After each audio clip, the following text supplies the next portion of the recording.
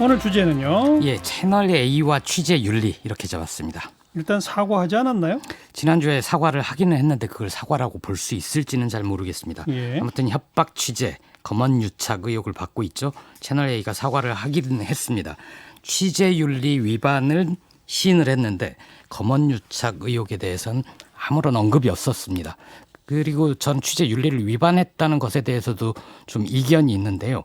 왜냐하면 그렇게 하는 게 취재의 영역 내에 있으면 윤리를 위반한 게 되는데 이건 취재가 아니잖아요. 오히려 좀 범죄에 가깝기 때문에 취재 윤리에 해당하지도 않는다. 이렇게 봅니다. 뭐라고 인정을 한 거죠? 방송에서는 이렇게 얘기를 했습니다. 조사 결과 저희 기자가 검찰 고위 관계자와의 친분을 과시하며 이를 취재에 이용하려 한 사실을 확인했다. 명백한 잘못이고 채널A의 윤리 강령과 기자 준칙에 어긋나는 일이다. 시청자를 여러분께 진심으로 사과드린다. 이렇게 얘기했습니다. 벌써 이게 한 달쯤 지나서 잘 기억이 안 나는 분도 있는데 이게 일단 뭐가 문제였죠?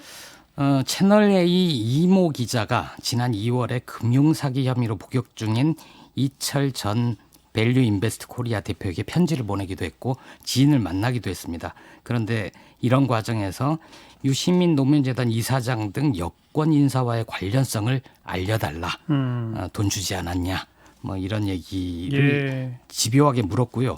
물을 수는 있는데 협조를 안 하면 지금보다 더 죽는다. 유시민을 치면 검찰도 좋아할 것이다. 이런 내용들이 문제가 되는 거죠. 협박과 회유를 하면서 윤석열 검찰총장의 측근 검사장과의 통화 내용이다 하면서 그걸 들려준 적도 있습니다. 예. 오늘 그러니까 채널A가 자체 조사 결과를 담은 보고서를 방송통신위원회에 제출했고 그걸 공개한 거죠. 방통위에는 21일 제출했고요. 이미 제출된 걸 오늘 공개한 거죠. 공개를 한 겁니다. 이 보고서를 제가 봤습니다. 같은 보고서 같습니다. 53쪽에 달하는데요.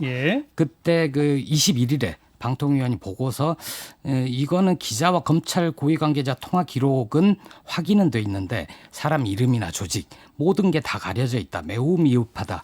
이렇게 얘기를 했거든요. 저도 같은 느낌이었습니다. 왜냐하면 외부 인사들 혹은 아주 고위 인사들 채널A의 고위 인사들 이름은 나와 있지만 정작 당사자인 이 기자의 이름마저 땡땡 처리를 했고요. 이 기자가 통화를 했다는 검찰 고위 인사 이름도 알파벳 이니셜로 처리가 돼 있었습니다. 김 기자도 직접 보고서 읽어보니까 어땠어요? 보고서 이름부터 좀 이상하다는 느낌이었습니다. 보고서 이름이 신라젠 사건 정관계 로비 의혹 취재 과정에 대한 진상조사 보고서 이렇게 돼 있는데요. 마치 이 느낌은 취재는 정당했지만 방법상의 일부 문제가 있었다. 이런 뉘앙스를 주거든요. 그게 아니라 정확한 이름은 협박 취재와 검언유착 의혹에 대한 진상조사 보고서 이렇게 돼야 되는 거죠. 그리고 대부분 등장인물들이 익명 처리가 되어 있어서 이 사건을 잘 모르는 사람들은 중간에 읽기를 포기해버릴 정도로 좀 뭘 파악하기가 힘듭니다. 보고서 내용 중에 그동안 알려지지 않았던 내용도 있었는데요. 뭐요? 그 굉장히 중요한 증거 자료가 될 수 있는 게 이 기자의 휴대전화와 노트북 컴퓨터 아니겠습니까? 그렇죠. 근데 이게 다 모두 조사를 앞두고 포맷이 돼 버렸다는 겁니다. 그리고 자체 조사 2번만 응하고 추가 조사에 응하지 않겠다라고 했다고도 하고요. 그래서 이 보고서를 읽어보면 이 기자라는 사람은 참 취재윤리를 위반한 나쁜 놈이고 나쁜 사람이고 나머지는 몰랐다거나 기억나지 않는다는 식입니다. 그래서 느낌은 이 보고서가 꼬리를 2번 자르고 있구나. 이 기자의 윗선들과의 꼬리를 자르고 그리고 채널A와 검찰 사이도 가위로 자른 것 같은 느낌입니다. 그 휴대전화랑 노트북을 초기화한 시점이 언제예요? 이 채널A가 MBC가 뭔가 취재를 하고 있다라는 걸 안 시점이 23일이라고 합니다. 그리고 실제로 이때부터 채널A의 취재는 중단이 됐고요. 근데 실제 보도 MBC의 보도는 31일부터 이어졌죠. 그리고 4월 1일에 처음으로 조사위가 만들어집니다. 그런데 휴대전화와 노트북이 초기화된 시점이 4월 1일 즈음입니다. 진상조사위원회 꾸릴 때? 그러니까 채널A가 정말 뭔가를 파악하고 싶었다면 뭔가 있다는 걸 알게 된 23일부터 3일, 왜 31일 초기화했대요? 본인은 그렇게 얘기를 합니다. MBC 보도 이후 내가 인격적 쓰레기가 됐고 그래서 핸드폰을 다 지워버렸다.